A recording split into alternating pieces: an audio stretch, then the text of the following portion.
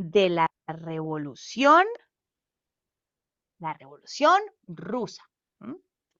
Saquen las guías para tomar apuntes de esto, que es un cuento bien interesante. ¿Listo? Guías afuera, lápiz, esfero, ¿todo listo? Empecemos. Resulta que en marzo de 1917 se dio una gran rebelión de los habitantes de este sitio. Este es el mapa de Rusia, por si acaso, ¿cierto? De este lugar, de San Petersburgo. La gente que vivía allí estaba padeciendo de hambre extrema.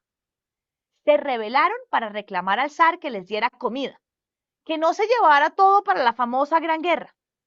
Mientras tanto, unos señores muy estudiados que tenían un grupo político de izquierda que se oponía al zar, decidieron tomar el liderazgo de este movimiento de San Petersburgo. ¿Y saben qué? Pues convirtieron esta pequeña rebelión en esto, en una revolución. Una revolución que acabó para siempre con la monarquía rusa. Este grupo se hacía llamar así, escríbanlo, los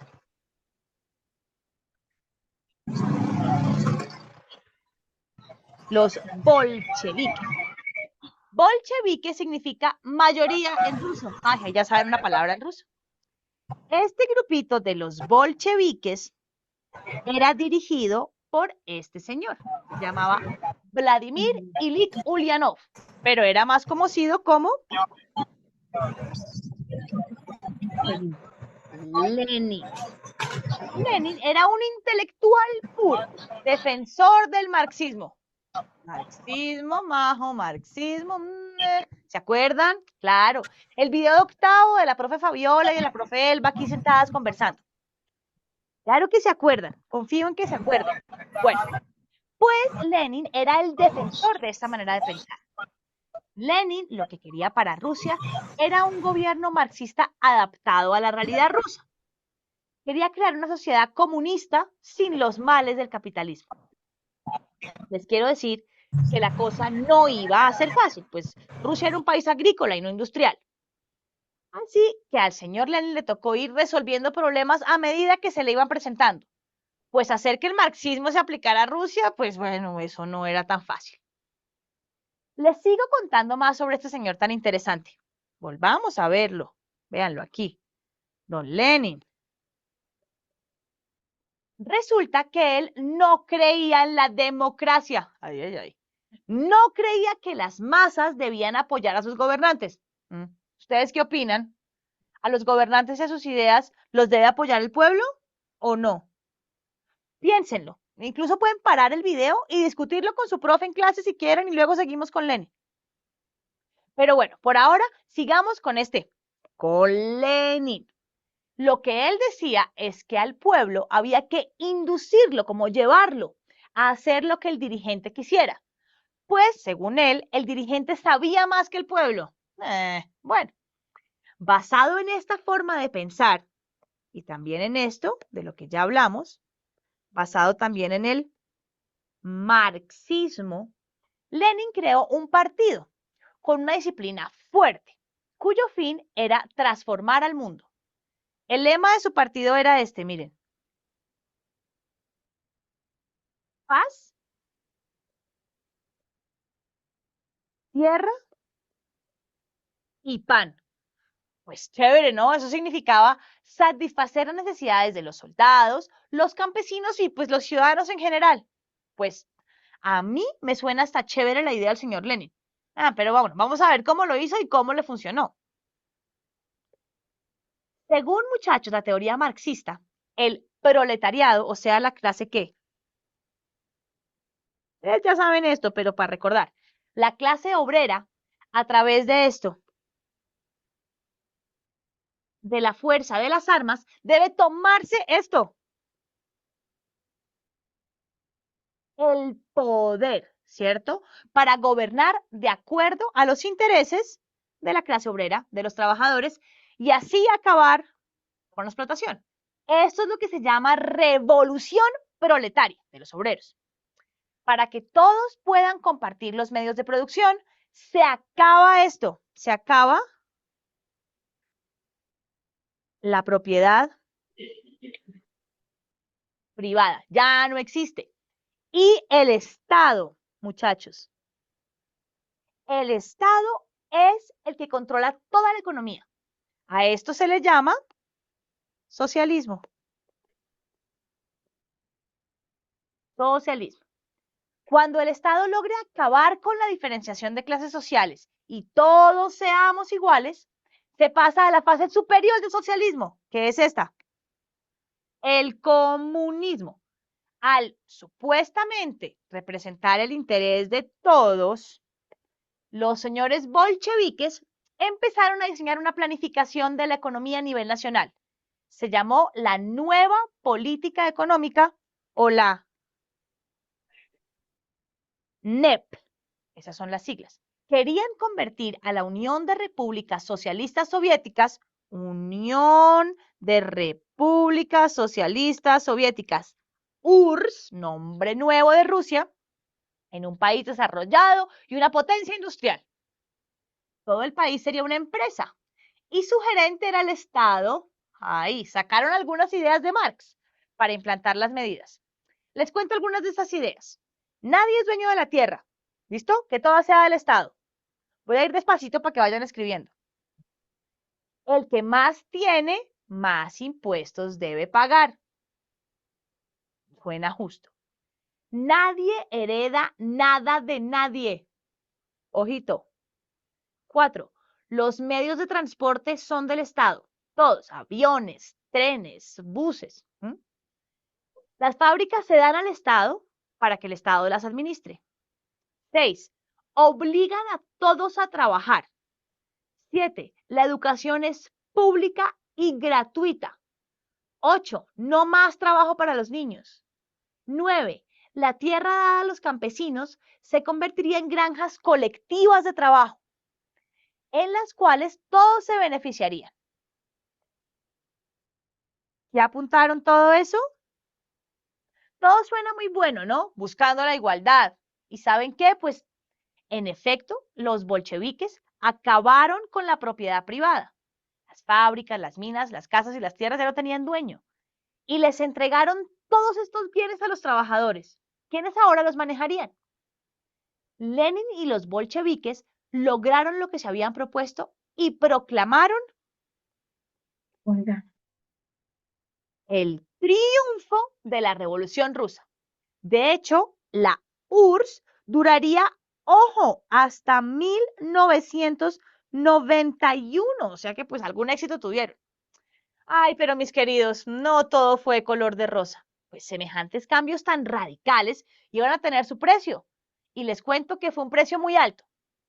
Oigan, ¿ustedes se imaginan que aquí hiciéramos lo mismo de un día para otro? Ya no hubiera propiedad privada, que todo fuera de todos. Pues esto no es fácil. A los dueños de las cosas, eso de compartir nunca les gusta. Entonces no quedó de otra, pues en Rusia, que imponer los cambios a la fuerza. Tenaz, pero pues tocaba. Lenin logró imponer un gobierno que se llamaba así: totalitario, un gobierno totalitario. Ahorita les voy a explicar qué es, pero la cosa se pondría más cruel, más violenta, más horrorosa cuando asumió el mando, cuando se murió Lenin, este señor, el señor José Stalin. No les quiero decir esto, pero es uno de los peores asesinos de la historia. Lenin se murió en 1924 y este señor, a través de muchas artimañas, llegó al poder. Ya le pusimos cara a este señor. Ahora hablemos de palabreja, totalitarismo. Ahora sí les cuento qué es el totalitarismo. A grandes rasgos es una, ojo, forma de gobierno. Esto es lo primero. Es una forma de gobierno donde el Estado lo controla todo. Estado es igual a control. Existe un solo partido. No hay sino un partido político. que controla todos los aspectos de la vida de los ciudadanos. Para imponer su parecer, el Estado recurre a los servicios de la policía, pero la policía secreta. Eso es muy, muy importante en el totalitarismo. La censura. Y esto, el terror, las desapariciones forzadas de quien se atreva a contradecir al Estado. El partido político que controla el Estado recurre a la propaganda para difundir su filosofía. ¿Se acuerdan que lo vimos en la guerra? Así, lo que publique no sea cierto, se alaba al Estado mostrando sus triunfos y ocultando sus fallas. Un poco de mentiras. En el totalitarismo se critica a los estados enemigos y se apela mucho al nacionalismo de los ciudadanos. Ya sabemos qué es eso, claro. Se hace sentir a los ciudadanos fuertes, superiores a los demás. En nuestro país, gracias a Dios no hemos tenido un gobierno totalitario. Y menos mal, muchachos, porque tener un gobierno totalitario significa perder la libertad y dejar de ser individuos. Hasta ahí los dejo hoy. Aprendimos mucho de Rusia, de la revolución, del totalitarismo y de los seres humanos. Ahora piensen qué opinan de todo esto. Discútanlo entre ustedes y con su profe y nos vemos la próxima. Bueno, chicos, ¿qué piensan ustedes del totalitarismo?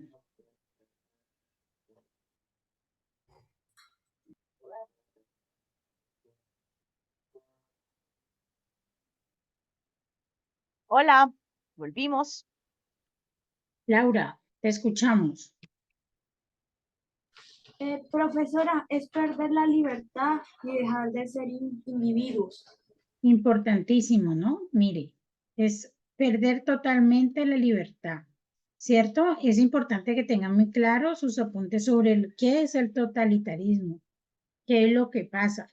Es donde solamente el Estado tiene autonomía y solamente ellos tienen verdad y el que esté en contra eh, lo desaparecen, por así decirlo. ¿Alguna otra opinión?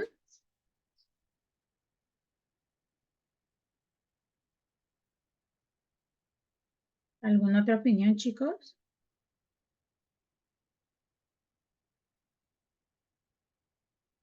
¿No? Bueno, vamos a seguir. A ver si alcanzamos a plantear la actividad. ¿Será que existe el 5? Hasta aquí quiero llegar. Si de algo nos hemos dado cuenta en estos años estudiando historia, es que parece que los humanos no aprendemos las lecciones. Y como si la Primera Guerra no hubiese sido suficiente, resulta que hubo otra, igual o más terrible. Y otra vez el mundo lleno de dolor, muerte, miedo. ¡Oh, qué horror!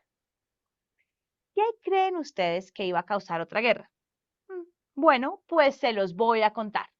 Otra vez, guías apuntando causas. Y empezamos. ¿Se acuerdan de esto, muchachos? El tratado de En este video era que El habíamos Tratado de quedado. Versalles, que fue en 1918. Y se supone que era el que terminaba la guerra. Pero nada de eso. Lo que hizo fue abrir la puerta de las inconformidades y la desesperanza de los europeos. Obvio, especialmente los alemanes. ¿Se acuerdan que no los habían invitado, los habían culpado de todo, los habían hecho pagar? Y de los grupos étnicos en Europa Oriental. Además de la tristeza, y miren esto, la destrucción. Fíjense cómo quedó este lugar. Además de esa tristeza y esta destrucción en Europa, la situación económica era desastrosa. No había dinero. El desempleo crecía. La situación, aunque había paz, era desesperada. Imagínense uno llegar a su casa y encontrarla así, sin trabajo, sin comida. Bueno, y pues claro, resulta que la gente cuando está desesperada se apega a gobiernos radicales que prometen solucionarle sus problemas rápido y no les importa perder su libertad. Fíjese, si alguien viene y me dice, uy, voy a reconstruirte esto ya, pues yo digo, listo, no importa lo que haya que hacer. Y así, tal cual como pasó en Rusia, ¿se acuerdan? Con Lenin, para cambiar al zar, entraron en la dictadura comunista. Bueno, al otro lado del mundo, los japoneses, ¿se acuerdan también? Habían quedado molestos porque Europa no había reconocido sus pretensiones sobre la China.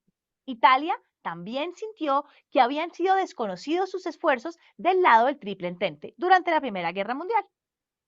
Los Estados Unidos, ¿se acuerdan? El Lusitania, los soldados, era ahora la potencia principal a nivel mundial, en términos económicos, de infraestructura.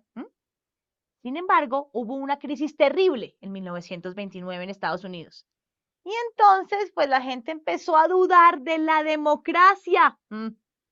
Líderes políticos con ideas de todo tipo empezaron a hablar sobre la necesidad de reforzar el nacionalismo y demostraron las fallas de las democracias, que las tienen, pero es lo mejor que conocemos hasta ahora. Se empeñaban en decir que era mucho mejor un régimen autoritario como el totalitario allá en Rusia, ¿se acuerdan? Que era mejor eso que la democracia. Claro, el espíritu era pesimista en esa época y se prestaba para que unos cuantos de estos señores, se llaman así, demagogos, que es un líder que es populista, es un líder que es populista y que manipula. Y manipula al público con esto, con falsas promesas. Conocemos muchos, en este país sí que hay. Y apelan a la emoción de las personas. No apelan a esto. O sea, cuando uno oye hablar a un demagogo, lo escucha con la emoción, no con la cabeza, porque así no se lograría uno convencer. Cuando no apelan a la razón, sino a las emociones, convencen a multitudes con sus discursos. Uno de los primeros demagogos en surgir en este momento después de la guerra fue este señor. Se llamaba así. Se llamaba el señor Benito Mussolini. ¿De dónde les suena que puede ser? En Italia. Y este demagogo, este líder mentiroso, se convirtió en el líder del partido que se llamaba así, el Partido Fascista. Don Mussolini le prometió a los italianos devolver su grandeza como en la época del imperio. Imagínense qué locura. Y pues Mussolini decía que para ello era indispensable acabar con todo tipo de oposición usando lo de siempre, la violencia. En 1922, Benito Mussolini, se llamaba ahora Il Duce, el líder, se tomó el poder. Mussolini creó un Estado cooperativo, cuyo Congreso estaba compuesto por empresarios. El partido fascista controlaba la industria, el comercio y la agricultura, o sea, pues todo. Los fines de la nación italiana eran superiores a los intereses de los individuos y el trabajo se limitaba a ser un deber social. Mussolini pronto renovó la maquinaria militar para dar grandiosidad a su país, como si uno se volviera grande por tener más armas. Pero bueno, así pensaban estos demagogos. Bueno, he dicho como 3 veces la palabra fascista, fascismo. Hablemos de qué es esto, porque esta es una palabra muy importante. Es una nueva palabreja que vamos a aprender, así que a escribir. Decimos que fascista o fascismo es cualquier, miren, un régimen autoritario. Cualquier régimen autoritario, ojo, que no sea comunista, ¿no? Porque son opuestos. Que se parecen en unas cosas, ya vamos a ver. Un régimen autoritario que no sea comunista. La ideología fascista se basa en un nacionalismo extremo. Ojo, a escribirlo. Nacionalismo extremo que exalta la violencia. Escribimos violencia. A mí me queda muy feo aquí, pero a ustedes les queda más bonito. La disciplina. Están escribiendo disciplina con ese C, ojo. Y la obediencia absoluta al líder. Obediencia absoluta, o sea, sí, Mussolini, lo que usted diga sin cuestionar. En un gobierno fascista, el ciudadano es una pieza cuya única finalidad es servirle al Estado. O sea, lo que ustedes quieran, piensen como individuos, eso no vale en el fascismo. ¿Qué opinan ustedes de esto? ¿Qué piensan? ¿Deberíamos ser fichas para servir al Estado, para vivir todos felices? ¿Perder nuestra individualidad? Pensémoslo. Si quieren, paran el video, lo discuten un ratico y seguimos.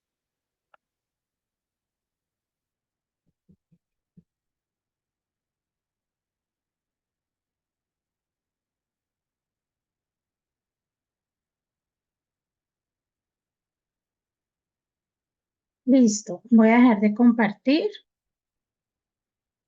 Entonces, hoy hemos aprendido 3 cosas puntuales. La primera, sobre la Revolución Rusa. Julián, ¿qué tienes que explicarnos de la Revolución Rusa? Sobre la Revolución Rusa, la Revolución Rusa realmente, si lo quiero explicar completo, la causa inicial de la Revolución Rusa, no, la cagué. La Revolución Rusa fue una de las causas por las cuales Rusia salió de la Guerra Mundial, ya que estaban pasando muchos momentos malos económicos, entonces si seguían en la, en la guerra iban a perder mucho más dinero. La Revolución Rusa también fue una causa de la Segunda Guerra Mundial, ya que por culpa de unos tratados entre Alemania y Rusia se crearon una esta, y ahí llegó pues el señor de Bigotico acá y arregló eso. La Revolución Rusa también dejó devastada a Rusia, ya que querían cambiar el modelo de economía a mandarlo un poco más comunista, y fue tan complicado ya que Rusia era un país capitalista. Rusia Además, también, sí, sí, eso es lo que sí, quiero decir, eso es lo que ok. quería decir. Sí, esas son Rusia, algunas. por culpa de la Revolución Rusa, también fue una de las grandes, por la Revolución Rusa, fue que Adolfo Hitler tuvo varias razones para comenzar una Segunda Guerra Mundial. Ok, ¿qué dice Noemi? Eh, pues la Revolución Rusa inició en marzo de 1917. Inició en San Petersburgo porque después o entre la Guerra Mundial ya los rusos había hambre extrema. Entonces los rusos se alzaron contra el zar. Y pues ahí se empezaron a rebelar contra él. Pero eso fue por alguien que se llamaba Lenin. Lenin. Lenin inició la revolución y él defendía el marxismo. Tenía muchas Entonces bases marxistas. él quería que Rusia se convirtiera en una sociedad comunista y pues algunos estaban contra Lenin y otros estaban apoyando a Lenin. No me acuerdo qué más creó. Creó gobierno. Ya, creó un partido. El nombre del partido se llamaba Paz, Tierra y Pan, que era para que pues todos vivieran felices. Ajá, perfecto, listo. De ahí venimos a ver el totalitarismo. ¿Y qué es el totalitarismo? Perder la libertad. Sí, pero quería que me respondiera otra persona. Ah. Y el fascismo. ¿Qué es el fascismo? A ver, colabórame con el fascismo. Juan José Murcia. Laura, ¿qué es el fascismo? Es un régimen autoritario comunista que se basa en un nacionalismo extremo que exaltó la violencia, la disciplina y la obediencia absoluta al líder. Al Estado, ¿cierto? O sea que la gente era como esclavizada, en pocas palabras, ¿cierto? Bueno, chicos, vámonos para, dime. Profe, pero era un régimen autoritario no comunista. No es comunista, sí, hay que tener claro eso que no es comunista, aunque tiene algunas cosas. Bueno, gracias por tu aporte. Nos vamos al libro, aquí les estoy compartiendo la pantalla, pero este libro, esta actividad también está en el libro guía, que está ahí en los módulos, y vamos a hacer la actividad de la página 14 del libro. ¿Listo? Vamos a llenar este cuadro con los apuntes que ustedes tienen sobre el comunismo y el nacionalsocialismo. ¿Listo? La idea es que lo empecemos y la próxima semana pues lo terminamos con la mirada de las otras preguntas. Ve con la mirada cuando observemos los otros videos. Esperen, yo miro una cosita acá. Como pueden observar, aquí ustedes se encuentran la parte de la Revolución Rusa escrita, ¿cierto? La introducción al totalitarismo, ¿listo? Todo lo que pasa y nos hablan de la parte de la publicidad, de las campañas, por así decirlo, los monopolios, ¿listo? Ahí está styling. ¿Quién es el styling? ¿Quién se acuerda? ¿Cómo dijo el nombre? Styling. ¿Quién es este Profe, gran? dice El después de mayor leer. asesino Ajá, que quedó después de Lenin, cuando ajá, el murió, sucesor de Lenin que entró allá con con artimañas, trucos. ajá, con trucos o sea, no tenía corazón este tipo. Listo, entonces vamos a empezar a hacer este cuadro. ¿Alguna pregunta?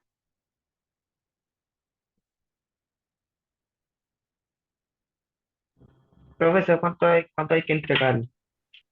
El cuadro lo vamos a entregar el próximo jueves, no el miércoles, sino el jueves, porque también vamos a necesitar de los próximos videos para irlo llenando, pero la idea es que empiecen hoy a hacerlo. ¿Me hago entender? Sí, profe.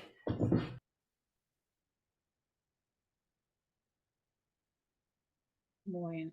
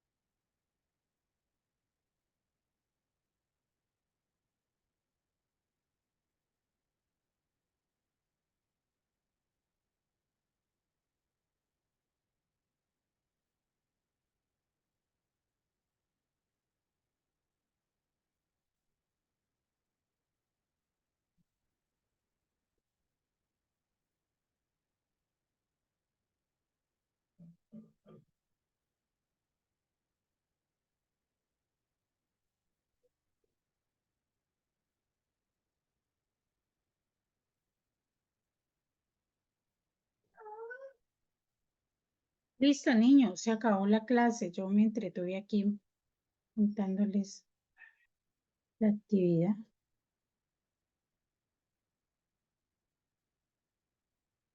Dios les bendiga. Amén, profe. Amén, profe. Amén, profe, Dios le diga. Dios le bendiga. Amén.